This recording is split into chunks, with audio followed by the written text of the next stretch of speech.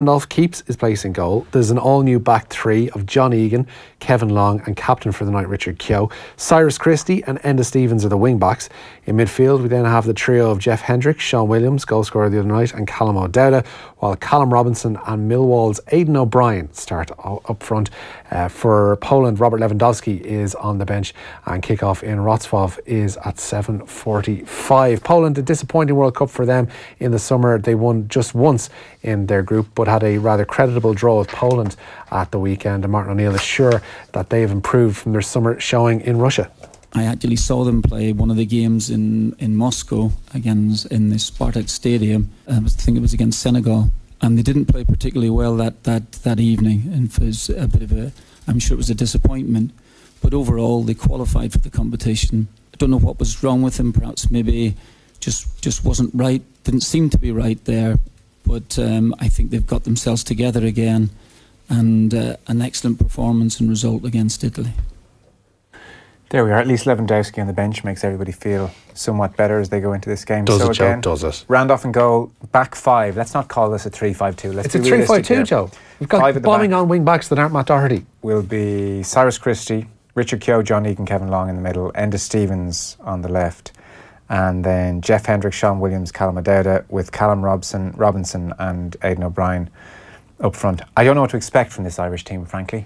We want to shed any light on this for me, Johnny? Yeah, well, I can't say an awful lot about Aidan O'Brien. This Aidan O'Brien with the knee anyway, and obviously against Wales we'd 4 in midfield, and it was an absolute shambles. And you know, looking at Wales the other night against Denmark, it wasn't as if we were taking on world beaters either. And by the time they, you know, basically did something about it, the game was over. It was lovely to see Sean Williams score, but it's almost like, I said to you before the show, it's almost like Martin O'Neill has put out a team that is so bereft of quality that it's to deflect attention away from what's been an incredible couple of days. Like, I woke up yesterday to a WhatsApp audio and I immediately believed it, and I was kind of thinking, should I share this with people? And I said, I actually won't, because I don't think this should be out. But I knew well at that stage that this was far, if I'm getting a message. So I got a message I got the same message about 10 times in the next sort of couple of hours. Well, for a man with your lifestyle, allow me just to interject and say, beware of WhatsApp, Johnny. Bad things can happen. I think you should know this. No, like, I've become a big fan of WhatsApp audios on nights out because it's a lot easier than texting, like, you know, and it can be a bit entertaining, but WhatsApp is dangerous. It sure is. People know that. Yeah. And I'm not sure, is it India? There's somewhere where they're trialling limiting the amount of times something can be forwarded on WhatsApp. It's just coming to my head now, because it's actually whatever country it's happened in, it's resulted in deaths and bad things have happened. And so they put a limit on the number of times something can be forwarded. Now, unfortunately for Stephen Ward, that hasn't kicked into effect in this part of the world just yet, so everybody has heard this. I feel sorry, I know this sounds a bit mad, but I do feel sorry for whoever actually sent it on, because people will know it was him, and I don't imagine Stephen Ward will be too pally with him after the whole thing, but you know, these things, WhatsApp is basically technology where, like, I've often screen grabbed something and I've sent it to the person that I wanted to send it to, but I've just had this like, oh gee, I think I might have sent that to the guy who was like implicated in the message by mistake. And I have like serious personalities in my phone from racing, like, and you have to be very, very careful. Humble brag there. It's just racing's a very closed shop, so it's quite easy to know people. It's not a brag at all, Richie, actually. But what a story this was. Like, I mean, myself and Daniel McDonald were like reacting to it, and it was like, what can you say? It's like, and how is Martin O'Neill going to deal with this on top of everything else? I thought Roy Keane, I've for a long time, I've no idea what his role in his positive role in this Irish setup is, and I think he basically should be gone on the back of this. He shouldn't be there in the first place, neither should O'Neill, but Roy Keane should be gone. Like, what is positive from his perspective about this? I can't give you a good answer just now. Well, he's presiding over... O'Neill did put it forward that the version of events put forward by that voicemail was not actually what occurred. That's quite easy to do. And there is Rashomon kind of theatre going on in terms of their different viewpoints on these things. So. But if Roy Keane is by all accounts, he's quite deferential towards O'Neill in terms of how we set up and all that. And he presides over a team that, even in victory, plays like we did against Wales in Cardiff last year. What actual positive role does he have when we clearly have guys who are not in the squad because they don't want to deal with them? Now, I'm not saying Archer's a world beater, but... Yeah. He's a Premier League footballer, which we don't have. Yeah. But tonight is going to be it looks like Lambs is a slaughter. We've some nice players there. I think O'Dowd and Williams will pass the ball a bit at the very least, but we'll probably be a bit open. And it's great for Ronan Curtis if he comes in from Derry City to Portsmouth in no time at all, and probably we'll see game time tonight. Yeah. One thing which struck me reading through O'Neill's press conference yesterday is that he made the point that Roy is open to reconciliation and it's going to be sorted out, and that he'll, you know, I think he sort of joked when the possibility of an apology was raised, but he certainly didn't dismiss it. So Roy, you know, open to reconciliation here with one of our Premier League footballers, not a world beater, but one of our Premier League footballers. And if you accept Stephen Ward's version of events, when Johnny Walters texted Roy to come up to the room to try and put things right, that was shot down instantly. And now suddenly open to a reconciliation with Arthur? Not really. It stinks of a hollow PR job. It's something that should have been settled after the USA game. It's something he's doing because this media circus around it now is forcing him to do it. Like, but certainly, if I have when he wasn't forced to do it with Walters, you saw the text response that Walters told Stephen Ward he received back, and like, don't even reply to me. Allegedly. You said there, allegedly, yeah. Roy's open to reconciliation. The main question is Roy Keane open to reconciliation with himself? And he isn't. And that is basically, Roy Keane as a character is so deeply flawed. Where is he going as a manager? Like his currency has actually fallen further because of this. Oh yeah.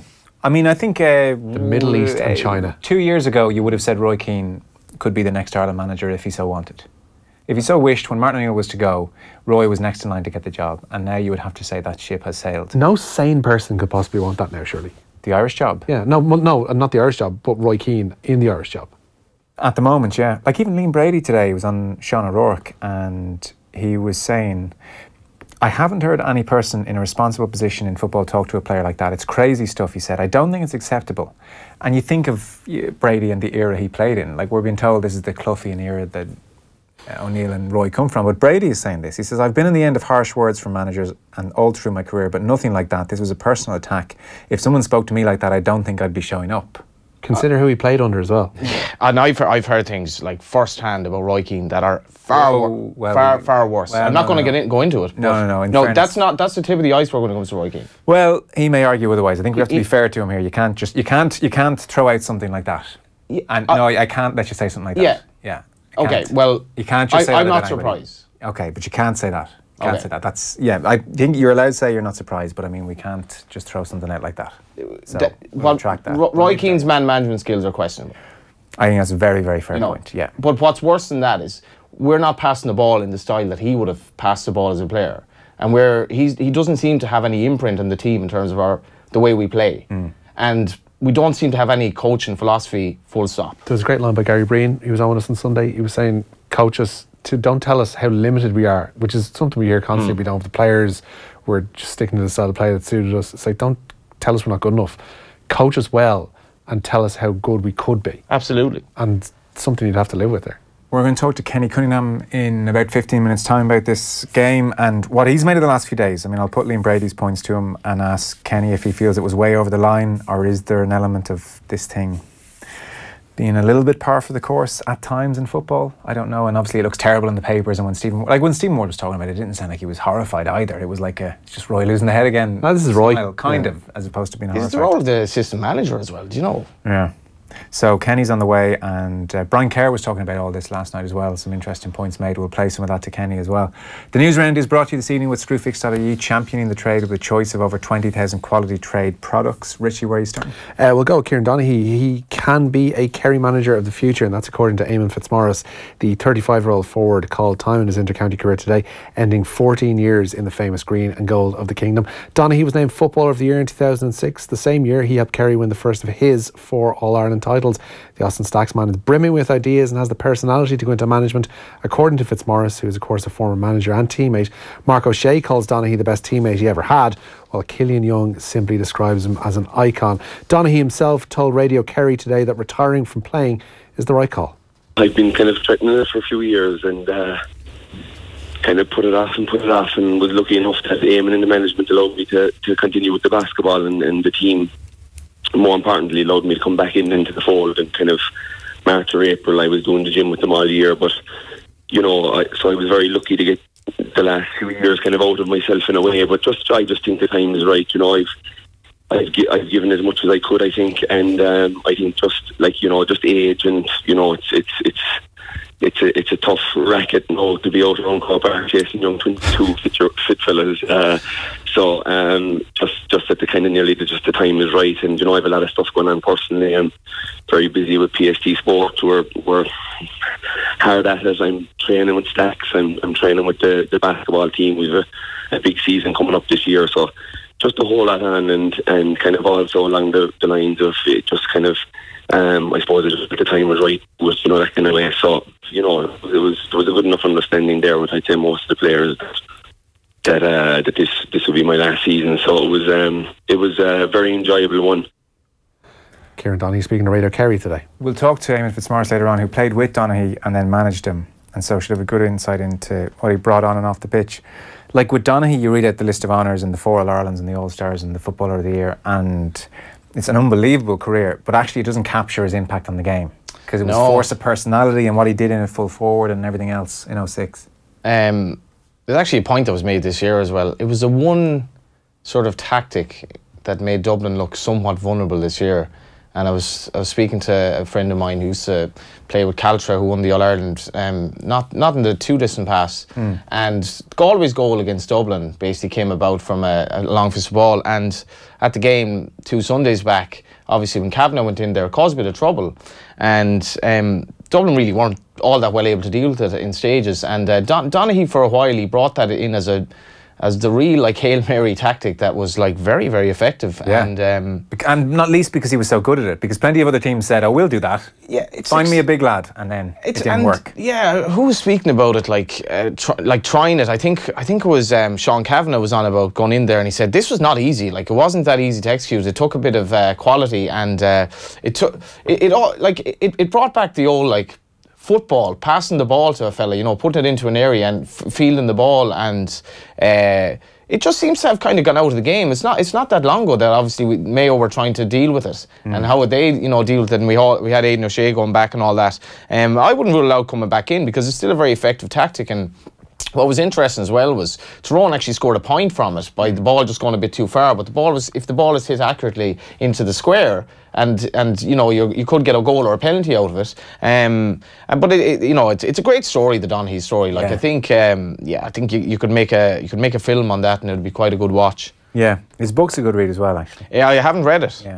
I mean, there was no flies in Donaghy. Around 06, around the time he burst on the scene in the Longford game. Yeah. He was driving a banger of a car around that time, and quick enough he got on to the local dealer and said, how you doing? I'm looking for something, if there's any way you can help me. He must have listened arrived into training looking like $1 million. He mustn't have listened to Miko back in the day, and the Miko documentary about when that was coming in. But the other thing about Donaghy is a serious basketball player. Oh yeah. And the role of basketball in Gaelic football has never been as big. It's becoming very comparable in many ways in terms of passages and all that, as the Dublin team would show, and great story. Yeah, okay. Well, we'll talk to Eamon Fitzmaurice later on, just after 8 o'clock, get his memories of Donaghy as the youngster coming in when Fitzmaurice was a player on the way out, and then obviously as manager. He was such a big part of 2014. Where are we going next? Plenty of other action tonight as well. Also in senior friendly action, Northern Ireland welcoming Israel to Windsor Park, and England taking on Switzerland at Leicester's King Power Stadium. In the Nations League tonight, Iceland could face another tough night, having been thrashed 6-0 by Switzerland at the weekend. They play host to a Belgium side that put 4 past Scotland without reply on Friday. Meanwhile, World Cup semi-finalists Croatia are in Elche to face Spain. Noel King's under-21s in action this evening as well. They kicked off at 6 o'clock at Tallaght Stadium in the Group 5 Euro under-21 qualifier, where it's Ireland 0, Germany 2. Aaron Seidel and Cedric Tuchart with the goals, the second of which from a penalty for the Germans, both inside the first half. Elsewhere, Mayo clubs have been given a deadline to Wednesday week at 1 p.m. to submit their nominations for the next Mayo football manager. The role is vacant after Stephen Rochford resigned last month, citing a lack of support from the county board. Nominations must include, of course, a signed letter from the nominees indicating their willingness to have their name put forward. Kieran Donaghy will stay in charge of the London footballers for another year. The former Wexford captain was ratified by the Exiles clubs and executive at a meeting last night. Meanwhile, Malachy O'Rourke had his tenure in charge of Monaghan's footballers extended until 2020. This year he guided Monaghan to the All-Ireland semi-finals for the first time in 30 years. And Kilkenny legend Eddie Brennan has his first senior inter-county management job. He was ratified last night as the new Laois senior hurling boss for the 2019 season. The O'Moores also retained John Sugru as their senior football manager for next term. Yeah, I think we're going to speak to Eddie Brennan on the show tomorrow. Be interesting to see how he gets on. He's certainly building a CV. Interesting call for him and for Laois to go with him, an outsider first of all, and then to go with Brennan, who you would have thought is probably waiting his turn for a certain be capped man to step aside. You would think so.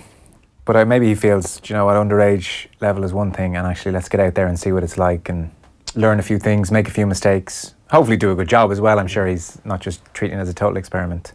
And then when the great man decides his time is his time, Eddie, I'm sure, will be near the Do you reckon he's thinking that way? Eddie?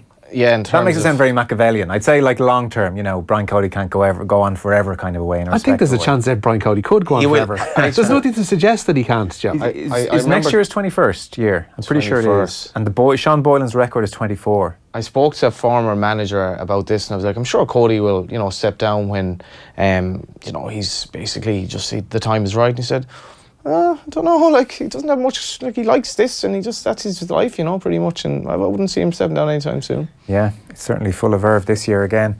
So we'll talk to Eddie Brennan on the show tomorrow about stepping on with Laois. And bad news for Geordie Murphy. Yeah, he's been ruled out of Ulster's Pro 14 meeting with the Southern Kings on Sunday. The Ireland flanker sustained ankle ligament damage during his debut against Edinburgh last weekend. Chris Henry is another man who won't be heading for South Africa after suffering a calf strain during the Ulster A game with Leinster. Peter Brown and Jack Owens, following the return to play protocols, having suffered concussive injuries in that A game as well. In better news though for Dan McFarlane, Tom O'Toole, John Dazel, Clive Ross and Tommy O'Hagan have recovered from their respective injuries and are available this coming weekend.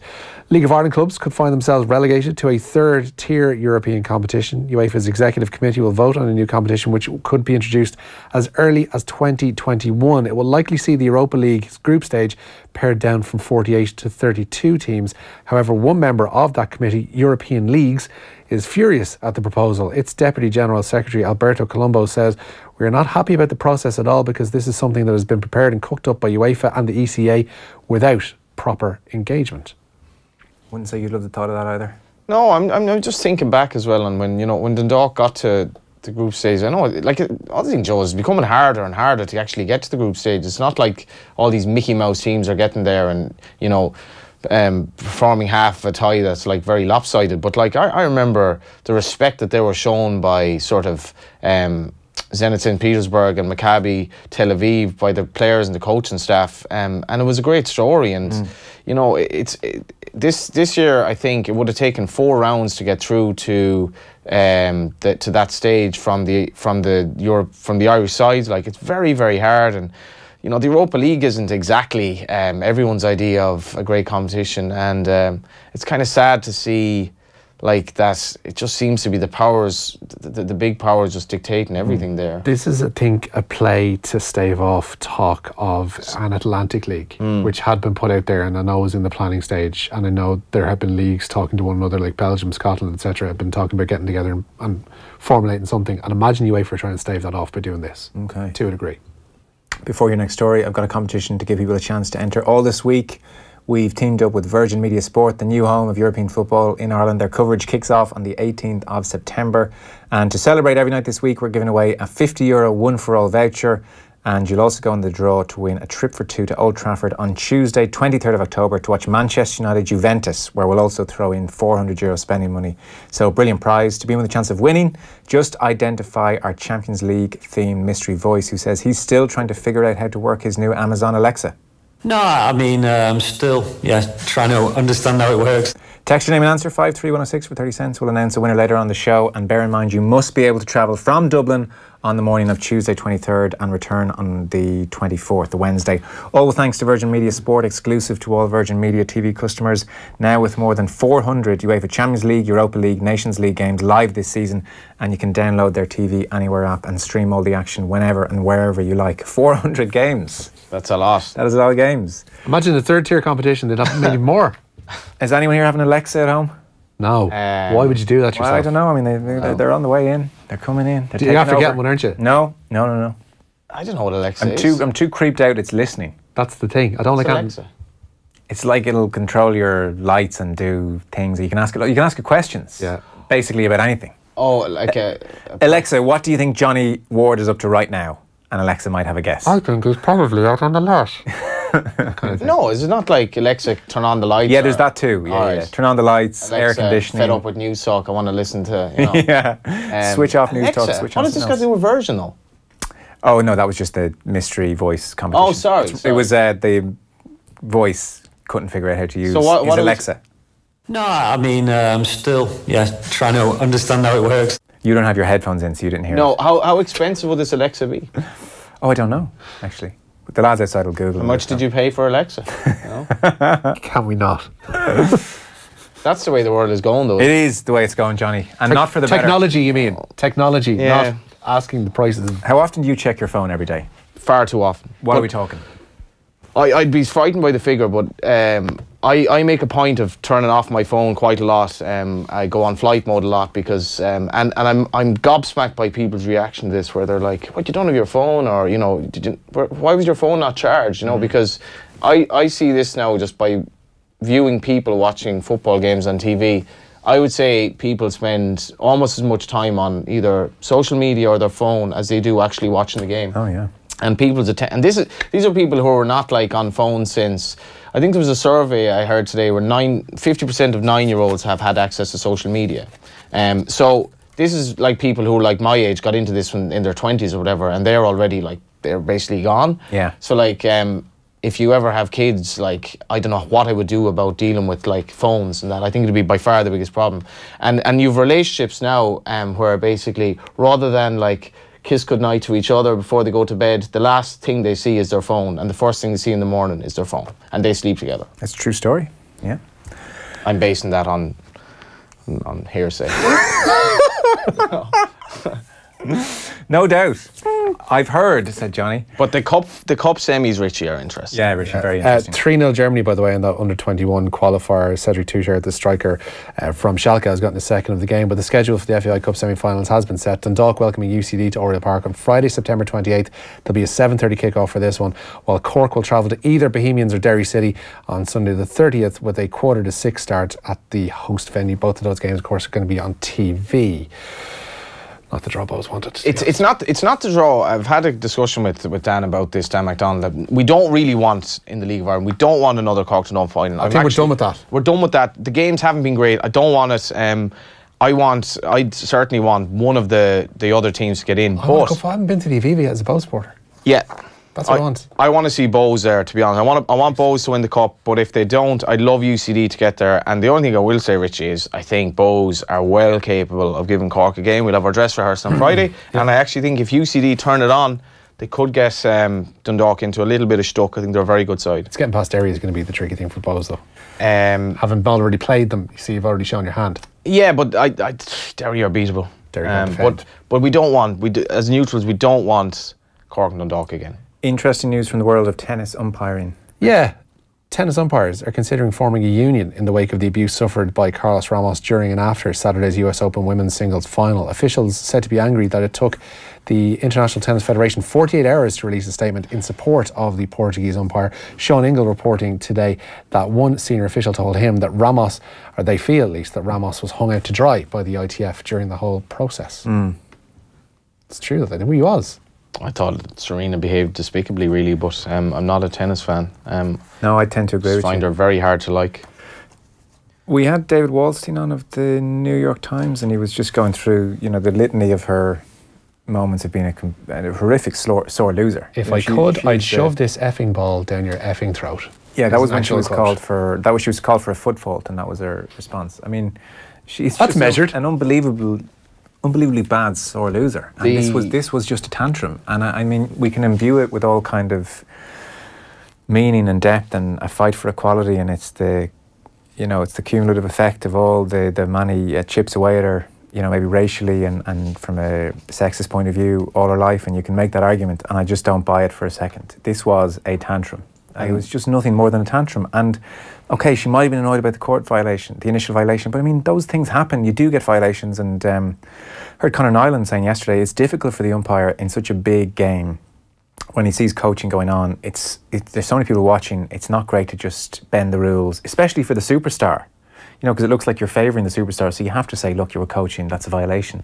But then, like, she flips out with the racket, finds out the original violation happens, and then just loses it repeatedly. Gives him no option. Like, it was just tantrum, and it was because she knew she was losing the match. I think that was it, wasn't it? That she kind of knew that, like, she was done. Her own failings were being exposed to her, and it's telling that I can't remember the name of the winner.